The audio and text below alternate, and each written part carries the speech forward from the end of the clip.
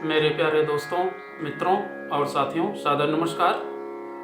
हमारे इस YouTube channel video में और फेसबुक वीडियो में आप सभी दर्शकों का हृदय से स्वागत है। मैं हूं आपका इष्ट मित्र दोस्त मिस्टर शांति लाल डंसेना, बड़े डूमरपाली, रावड़सन, खड़सिया, जिला रायगढ़, छत्तीसगढ़, भारत से हूं। मित्रों, आप लोग हमारे इस YouTube चैनल वीडियो को और फेसबुक वीडियो को देखते हैं तो आपको मैं हृदय से धन्यवाद देता हूं। अगर आप लोग हमारे इस YouTube चैनल वीडियो को पहली बार देख रहे हैं तो आपसे मैं निवेदन करता हूं, इसको सब्सक्राइब जरूर कर दें। बेल आइकन का जो घंटी है उसको भी क्लिक कर दें और विशेष रूप से ऑल ऑप्शन का चयन करना होगा ताकि हर रोज़ का सूचना नोटिफिकेशन सबसे पहले आपको प्राप्त हो। मित्रों, शुरू से अंत तक जरूर देखें, सुने, समझें, अनुभव भी करें। मन का है उचित लगे, अच्छा लगे तो आप हमें एक लाइक जरूर दें और इष्ट मित्रों के पास शेयर भी करें। अगर कोई विशेष परिमार्जन की आवश्यकता है तो आप हमें कमेंट बॉक्स पर सूचित करें और आगे के लिए मार्गदर्शन भी दें। आपका दिया हुआ मार्गदर्शन हमारे श्रेष्ठ जीवन का आधार है। मित्रों, बुद्धिमानी और जो वास्तविक पूंजी है, संपदा है, वो सबसे श्रेष्ठ है। अगर हम बुद्धिमत्ता के आधार पर हर चीज़ों का निर्णय करते हैं और जीवन को एक नई दिशा देते हैं तो वही हमारी मूलभूत संपदा बनती है। और जो व्यक्ति के पास बुद्धि रूपी संपदा अक्षुण्ण मात्रा में उपलब्ध है वह किसी भी प्रकार से हतोत्साहित नहीं होता है और जीवन पर्यंत सुखद की अनुभूति होती है। अगर हम आँख को बंद कर देते हैं और दौड़ते हैं तो फिर दीवार से या कोई भी वस्तु से टकरा जाते हैं और हमारा शरीर का अंग प्रत्यंग जो है भंग हो जाता है, नष्ट हो जाता है। इसीलिए बुद्धिमानी के द्वारा ही अपने जीवन को आगे बढ़ाना और सत्य के मार्ग पर दौड़ लगाना वही संपदा है और सच्ची बुद्धिमानी है। जिस व्यक्ति के पास बुद्धिमत्ता है वो सबसे ऊंचे से ऊंचा संपदा को उपलब्ध करता है और भविष्य का भी निर्माण करता है। अगर हम बुद्धि से और तौलते हैं, बुद्धि रूपी तराजू से अपने विवेक को तौलते हैं, अगर हम अच्छाई और खराबी दोनों पलड़े में रखा हुआ है, अगर हमारा संस्कार, संस्कृति, मनोभाव, बुद्धि जैसा रहेगा वैसा निर्णय करके उचित और अनुचित जैसे भी सामर्थ्य है उसको ग्रहण करेगा और उसी के अनुरूप उसका संस्कार बनेगा, संस्कृति बनेगा। अगर हम अच्छे चीज़ों का वर्णन करते हैं तो देखेंगे आत्मविकास होता है, मनोबल की अभिवृद्धि होती है और श्रेष्ठ गुणों का अवतरण होता है। जीवन में मधुरता का गुण धारण करना ही महानता है। जो व्यक्ति भाव में आकर के बह जाता है और समस्त समय को नष्ट कर देता है वह कई प्रकार के उत्कंठाओं से, आलोचनाओं से, निकृष्टताओं से, अमर्यादित वस्तुओं को ग्रहण करता है और जीवन को नरक की दिशा में आगे बढ़ा देता है। अगर हम बुद्धि से, विवेक से कोई भी कार्य को शुभारंभ करते हैं तो सनह सनह करके अनायास रूप से सफलता प्राप्त होती है और जो व्यक्ति का लक्ष्य रहता है वहाँ तक आसानी से पहुँचा जा सकता है। मित्रों, तृष्णा के आवेश में संचय की मात्रा का ध्यान नहीं रहता और वैभव बटोरने के लिए व्यक्ति अपना समय को बर्बाद करता रहता है। इसलिए अपने बुद्धि रूपी जो संपदा है, जो सर्वश्रेष्ठ गुण है, उसका उपयोग करें और जीवन को संपादित करें तो जीवन जो है धन्य होता है, अच्छे विचारों के साथ में जुड़ता है और आत्मिक प्रगति होता है।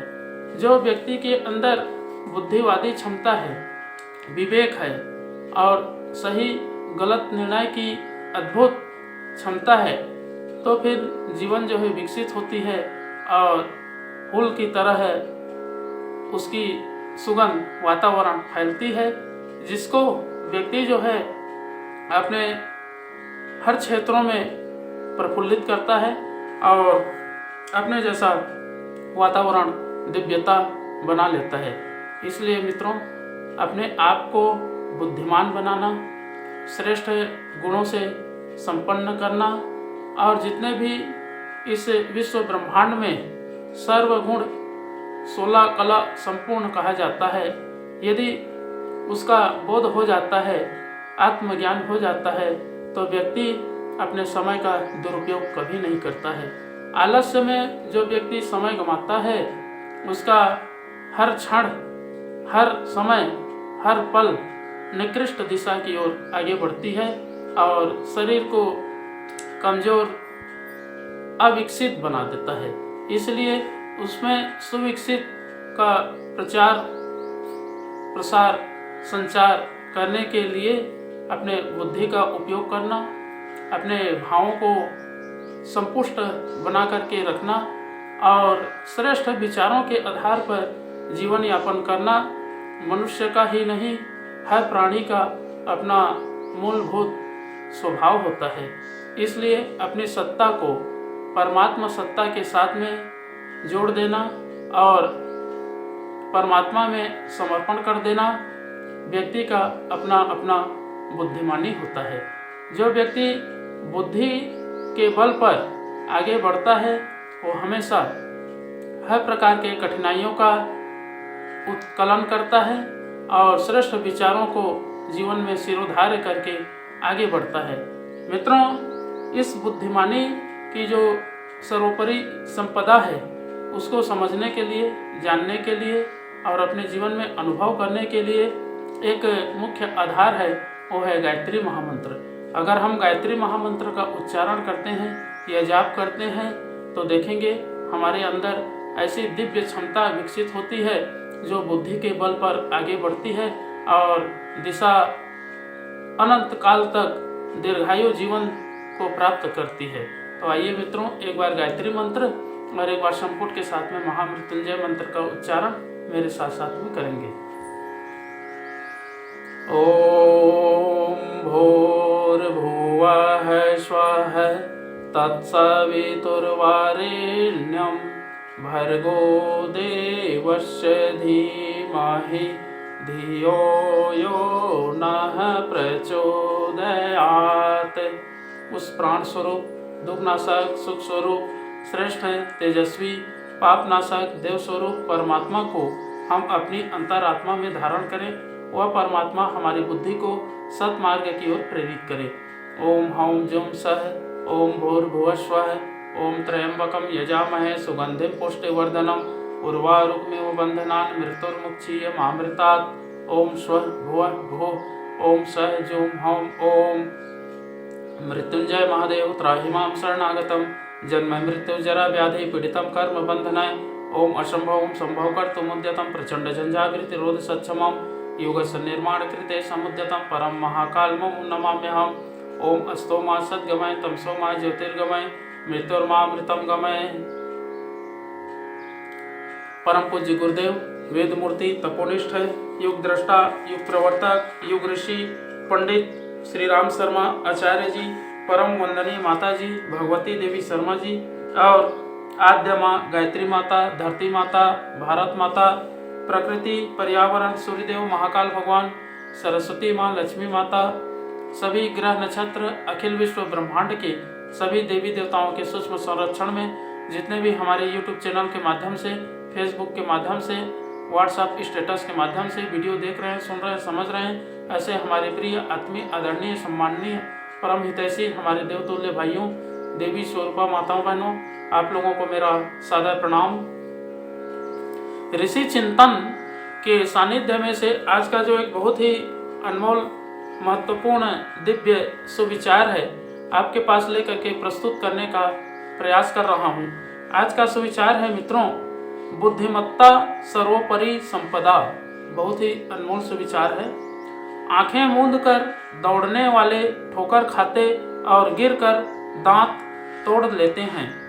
बुद्धिमानी इसमें है कि परिणति को ध्यान में रखते हुए उस राह पर चला जाए जो मर्यादा पालन के लिए बाधित करने के कारण आरंभ में तो अनख जैसी लगती है, पर पीछे चिरकाल तक सुखद परिणामों का आनंद देती रहती है।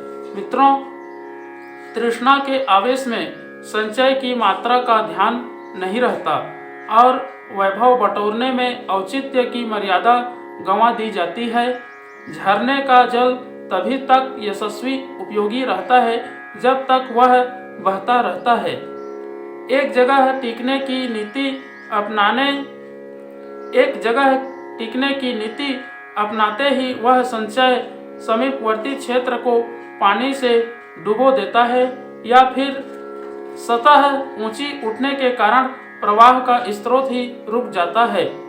धन के संबंध में भी यही बात है। उचित उपार्जन और हाथों हाथ सदुपयोग बन पड़ने पर ही उसकी सार्थकता है। जहां अनावश्यक संचय होगा वहीं अगणित विकृतियां खड़ी करेगा और ईर्ष्या द्वेष भरे ऐसे विग्रह खड़े करेगा जिनसे प्राण संकट खड़ा हो चले।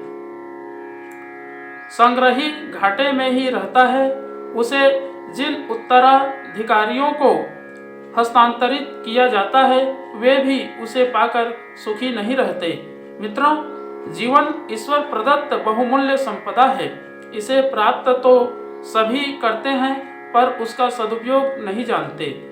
जो इन उलझनों को सुलझा सके उसी को बुद्धिमान कहना चाहिए, भले ही लोगों की दृष्टि में वह अनपढ़ या देखने में अनगढ़ ही क्यों ना हो। बहुत बहुत धन्यवाद मित्रों। अगले बार नए विचार लेकर के नए वीडियो के साथ में आपके पास फिर प्रस्तुत होंगे। सादर नमस्कार।